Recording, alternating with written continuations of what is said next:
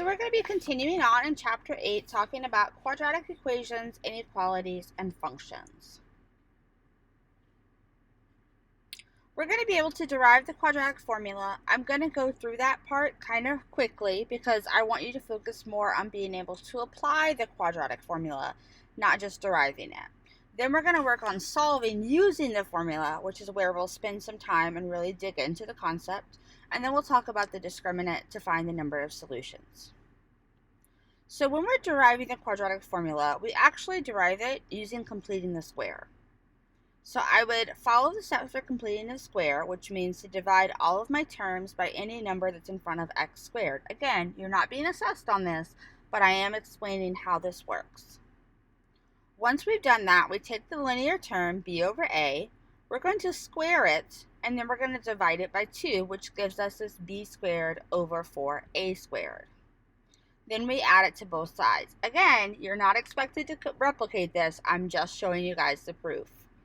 Then we're going to be able to factor that into a formula, and we're going to get this to b squared minus 4ac over 4a squared, which, as we begin, you should start seeing something that looks familiar here. We have the quadratic formula, b squared minus 4ac all over the square root of 4a squared, which 4a squared, when I take that square root, is going to simplify down to 2a. So that's where the derivation of the quadratic formula comes from.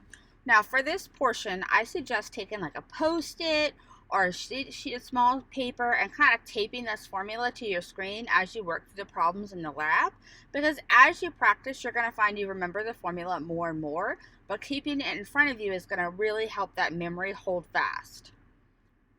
So to solve problems with the quadratic formula, the first thing you have to do is identify what is A, what is B, and what is C.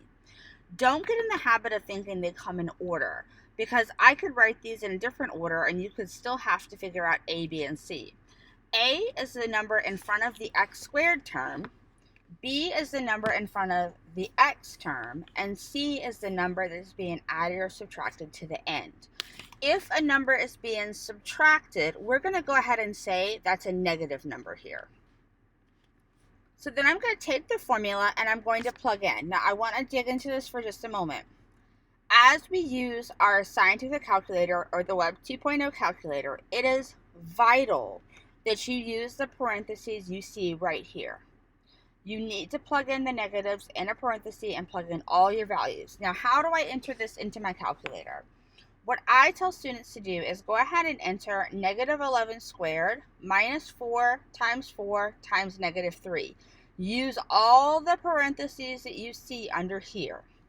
Now the reason I have you guys do that is because if there's a negative under the square root, which does happen, it's important for you to find it and not just get a calculator error. So if you get a negative number under here, you know you have imaginary answers, but you're not going to get that calculator error. So I would suggest doing that simplification first. So when I do that square root, I get 169. So I would type this whole expression in and get 169. Then I would deal with 2 times 4, and that's my 8. Negative of a negative is a positive. You want to type in 169 to see if it reduces. We went over that earlier in the course. It does. So then I'm going to do 11 plus 13 divided by 8, which is 3. 11 minus 13 divided by 8, which is going to be negative 1/4, and those are your solutions. So where do students make mistakes here? They make mistakes on the calculator entry with not using parentheses, and then they mistake A, B, and C when something's written out of order. So if I'm looking at this, the first question you want to ask is, what is A, B, and C? Well, you should notice they're out of order, and B is on the right. You have to move that 14 over before you can work with this. Now that everything is on the left and it's set equal to 0, now I can define A, B, and C. Then I'm going to plug that into the quadratic formula. I am going to use parentheses. That is vital. Have to use those parentheses. I'm going to type in what's under the square root, and I get the square root of 44. The square root of 44 does not happen evenly, but 44 is divisible by 4. So it becomes the square root of 4 times the square root of 11, where the square root of 4 is going to be 2. Now this is another place mistakes are made. I can reduce every number by 2. So this actually becomes 7 plus or minus square root of 11 over 2. The two places mistakes are made in the lab. You have to break 44 up into the smallest root. I have a video on this on my YouTube channel if you want to go back and review that from elementary algebra. Then, if and only if every term is divisible by a number right here, you can simplify it down. Now this one is not in standard form again. I'm going to have to FOIL that parentheses, then subtract the 10 over before I can even start the problem. And the lab is going to do this to you. You're going to need to be able to multiply the binomials and then move that 10x over. Now you identify your A, B, and C. You plug it in the formula. Using those parentheses is vital. Now I'm going to have the negative 4. Well, I have a negative, which means, yes, you have imaginary roots. Which means if you look at the graph, this is not going to touch the x-axis. However, I can still get an answer out of this. Negative 4 at the square root, we talked about this, would be I times the square root of 4, which becomes 2I.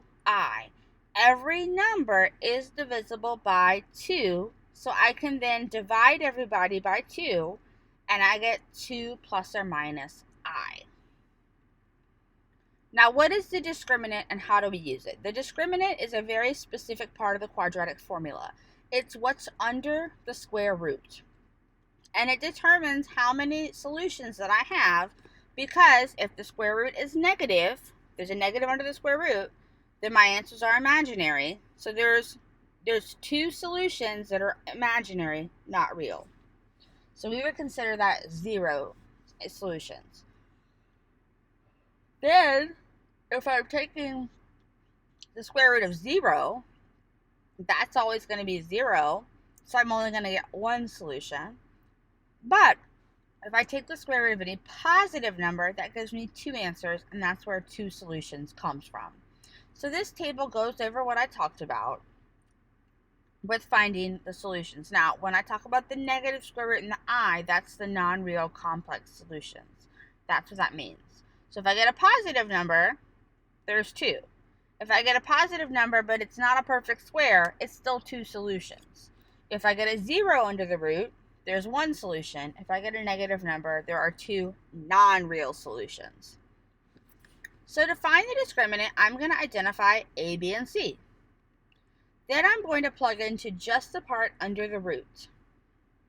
When I do that, I get 81, which is a perfect square. I go back to the table on the previous slide, and I see that I have 2 rational solutions. Here, I've got to get it in standard form. Got to subtract that 7 over first. Then I can find A, B, and C. I can find my discriminant. And I get another positive number. It is not a perfect square, but there will still be 2 irrational solutions. So there's still 2 solutions, they're just irrational. Got to get it in standard form, subtract that 40x over. Find my A, B, and C. Plug it into the discriminant, and I get 0, which means I only have 1 solution. And that's the end of discriminants in the quadratic formula. So really pay attention to those perfect squares or the numbers that you can reduce in the square root, as well as only reducing something if every number is divisible by that number.